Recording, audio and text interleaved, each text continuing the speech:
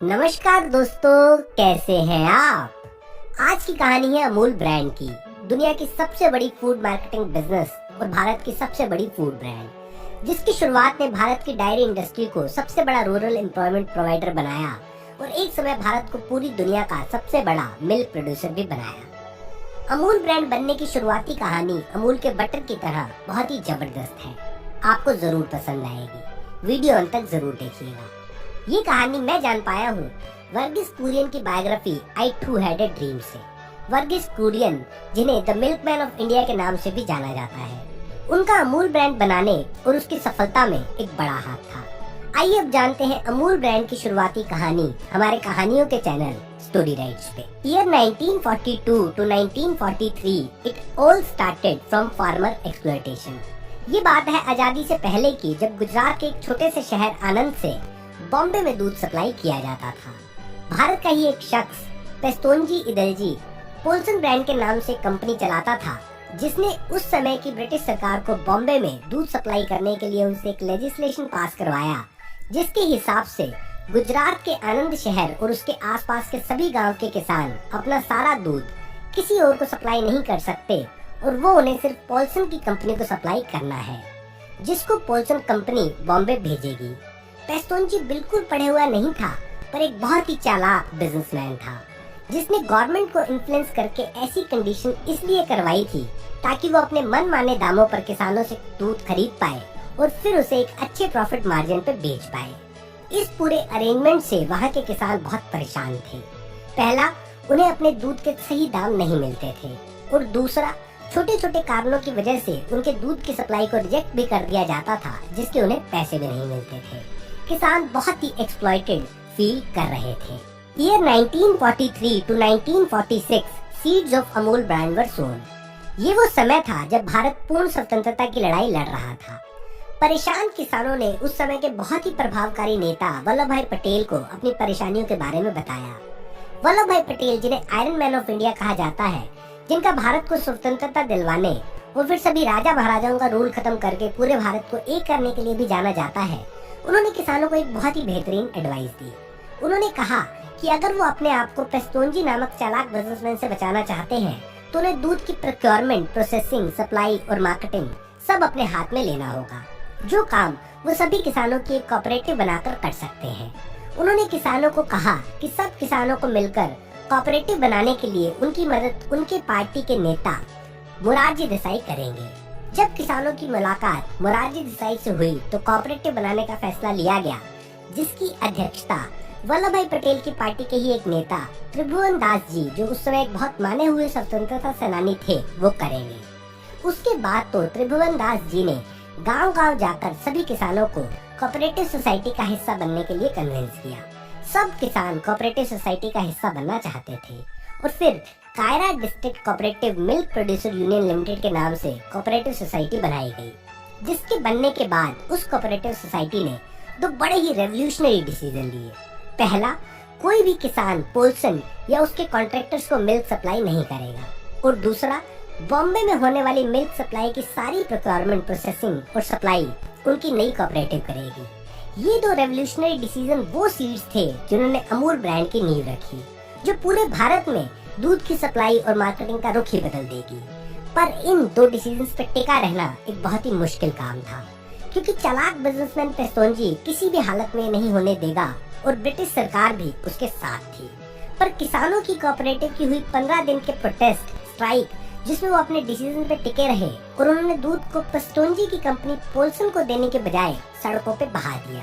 उनके इस प्रोटेस्ट ने उस समय की अंग्रेज सरकार को झुका दिया और किसानों की कोऑपरेटिव को डायरेक्ट दूध सप्लाई करने की परमिशन मिल गई। ये किसानों के लिए एक बड़ी जीत थी। पर अब बड़ा काम था बड़ी डायरी एस्टेब्लिश करना, जहां दूध की प्रोसेसिंग करके एक्चुअल सप्लाई किया जा सके। ये वो समय था जब भारत आजाद हो चुका था। सरदार पटेल, जिन्होंने इस सारी मूवमेंट की शुरुआत के बीज बोए थे, वो समय deputy prime minister of India थे, जिनकी मदद से उनकी कोऑपरेटिव सोसाइटी को गवर्नमेंट की एक डायरी किराए पर मिल गई, जहाँ पे सारे किसानों से इकट्ठा किया हुआ दूध को प्रोसेस करके वो बॉम्बे में सप्लाई करेंगे। दोस्तों, डायरी शुरू होने के कुछ समय बाद ही वो समय आया जब त्रिभुवन दास जी और किसानों की मुलाकात एक ऐसे इंसान से हुई जिसने इस फार्मर कोऑपरेटिव सोसाइटी को अमूल ब्रांड में कन्वर्ट किया। वो इंसान थे वर्गीस कुरियन। कहानी को आगे जानने से पहले वर्गीस कुरियन और उनके शुरुआती सफर को और फिर एक्सीडेंटली फार्मर्स कोऑपरेटिव सोसाइटी से मिलने तक के इंसिडेंसेस को जानना बहुत जरूरी है। Flashback. Early life of the milkman of India Verghese Kurien. Verghese Kurien का जन्म 26 नवंबर 1921 में केरला के कैलीकट में हुआ। उनके पिता एक सिविल सर्जन थे और माँ भी काफी पढ़ी लिखी थी। इंजीनियरिंग करने के बाद वो आर्मी ज्वाइन करना चाहते थे, पर उनकी माँ उन्हें प्राइवेट कंपनी में जॉब करते देखना चाहती थी। हुआ भी वही।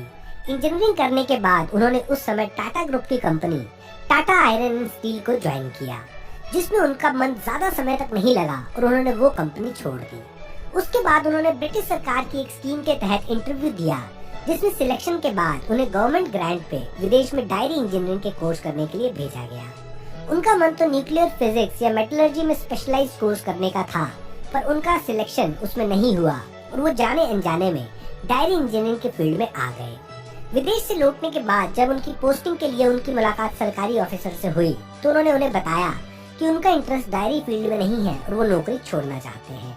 उनकी ये बात सुनकर गवर्नमेंट ऑफिशियल बहुत गुस्सा हो गया और उसने उन्हें कहा कि क्योंकि वो सरकारी खर्चे में पढ़ाई कर कर आए हैं, तो वो कॉन्ट्रैक्ट से बाउंड है, जिसमें उन्हें या तो सरकारी डायरी डिपार्टमेंट में काम करना होगा या फिर 30,000 रुपए देने होंगे उनके कोर्स का खर्च, जिसके बाद वो नौकरी छोड़ सकते हैं। अब क्योंकि उनके पास दूर दूर तक इतना पैसा नहीं था कि वो वापस कर पाए, तो उनको गवर्नमेंट के द्वारा दी गई पहली पोस्टिंग को एक्सेप्ट करना पड़ा, जिसमें उन्हें गुजरात के एक छोटे से शहर आनंद में गवर्नमेंट रिसर्च क्रीमरी, जो national diary research institute NDRI के अंडर थी, वहाँ रिपोर्ट करना था। आनंद पहुँच गए वो सरकारी डायरी ज्वाइन करने, जहाँ उन्हें रिसर्च करनी थी। अब उनका NDRI का ऑफिस उस समय के सरकारी ऑफिस में से एक था, जहाँ रिसर्च करने के बजाय टाइम पास किया जाता था। तो वो भी ऑफिस ज्वाइन करके वहाँ टाइम पास करने लगे। और दोस्तों, आनंद में अपनी सरकारी जॉब में टाइम पास करते हुए उनका संपर्क हुआ अपने ऑफिस से बिल्कुल साथ लगती एक नई शुरू हुई डायरी से, जिसको त्रिभुवन दास जी की अध्यक्षता में अंग्रेजों से लड़ाई लड़के किसानों ने कोऑपरेटिव बनाकर शुरू किया था, जहाँ बिना किसी मिडलमैन के कस्टमर को डायरेक्ट मिल्क सप्लाई किया जाता था। उनका किसानों की कोऑपरेटिव से मिलना एक ऐसा संजोग था जो भारत में मिल्क प्रोडक्शन की तस्वीर ही बदल देगा और अमूल ब्रांड को जन्म देगा। Year 1949 to 1957 creation of Amul brand. किसानों की कोऑपरेटिव ने डायरी बना तो ली थी, पर वो इतना दूर डायरेक्ट सप्लाई करने में सक्षम नहीं थे और उन्हें डायरी के ऑपरेशंस रन करने में दिक्कत आ रही थी। अब क्योंकि कुरियन जी ने डायरी इंजीनियरिंग में कोर्स किया हुआ था, तो उन्होंने किसानों की कोऑपरेटिव की मदद करनी शुरू कर दी। एक तरफ वो किसानों की कोऑपरेटिव की मदद कर रहे थे, जो करने में उनको मजा आ रहा था, वहीं दूसरी तरफ वो दिल्ली में सरकारी ऑफिशियल से लगातार अपने रेजिग्नेशन की बात कर रहे थे कि वो कॉन्ट्रैक्ट को पूरा नहीं कर पाएंगे, क्योंकि उन्हें NDRI की जॉब बिल्कुल यूजफुल नहीं लग रही और वो बॉम्बे जाकर प्राइवेट जॉब करना चाहते हैं। उनका रेजिग्नेशन एक्सेप्ट भी हो गया और उन्होंने आनंद से जाने की तैयारी कर ली। उस समय त्रिभुवन दास जी ने उन्हें एक प्रपोजल दिया, जिसमें उन्हें कहा कि जब तक उन्हें दूसरी नौकरी नहीं मिलती, तो वो वहाँ उनके किसानों की कोऑपरेटिव की मदद करें, जिसके बदले कोऑपरेटिव उनको उनकी पुरानी जॉब से भी ज्यादा सैलरी देगी। अब उन्होंने उस समय वो प्रपोजल एक्सेप्ट कर लिया, जिससे किसानों को उनकी डायरी चलाने के लिए एक प्रोफेशनल मैनेजर मिल गया और उनको जिस काम में उनको मजा आ रहा था कुछ समय के लिए वो करने के लिए मिल गया। उन्हें क्या पता था कि उनका थोड़ा समय के लिए वहाँ रुकना उनके पूरे जीवन को ही आनंद और आनंद के फार्मर्स के लिए डेडिकेट कर देगा। साल 1950 में उन्होंने Kaira district cooperative milk producer union limited को ऑफिशियली ज्वाइन किया और उनकी मदद, जिसमें कई टेक्निकल हेल्प, मशीनरी में चेंज शामिल था, त्रिभुवन दास जी की लगन और बाकी किसानों की मेहनत से उनकी कोऑपरेटिव, जिसकी शुरुआत बस 200 litre per day milk production से हुई थी, 1952 में 20,000 litre per day milk production तक पहुंच गई और उन्होंने बॉम्बे में लिक्विड मिल्क रेलवे और दूसरे ट्रांसपोर्ट से पहुंचाना शुरू कर दिया। उसके बाद तो वो रुके ही नहीं और ऐसा लग रहा था जैसे यही वो काम था जो वो करना चाहते थे, यही उनकी डेस्टिनी थी। उनके किसानों की कोऑपरेटिव की तरक्की की खबर इंडिया में ही नहीं विदेश में भी पहुंच गई, जिसकी वजह से वो गवर्नमेंट ऑफ इंडिया और यूनिसेफ की ग्रांट्स और कोऑपरेटिव सोसाइटी में किसानों से इकट्ठे किए हुए फंड से 1956 में एक बहुत ही टेक्नोलॉजिकल एडवांस डायरी शुरू कर पाए, जो लिक्विड मिल्क की प्रोसेसिंग के साथ साथ extra supply of buffalo milk से मिल्क पाउडर भी क्रिएट करेंगे, जिसको भी आसपास की मेट्रो सिटीज में सप्लाई किया जाएगा। उस समय पूरे वर्ल्ड में सभी कंट्रीज में मिल्क पाउडर गाय के दूध से बनाया जाता था और बड़े से बड़े डायरी एक्सपर्ट का मानना था कि जो कुरियन कह रहे हैं वो पॉसिबल नहीं है, पर कुरियन जी तो वही काम करते थे जिसे लोग इम्पॉसिबल मानकर छोड़ देते थे। उन्होंने जवाहरलाल नेहरू द्वारा इनॉग्रेट की हुई फैक्ट्री में लिक्विड मिल्क की प्रोसेसिंग के अलावा भैंस के दूध से, बुफेलो मिल्क से मिल्क पाउडर भी क्रिएट किया।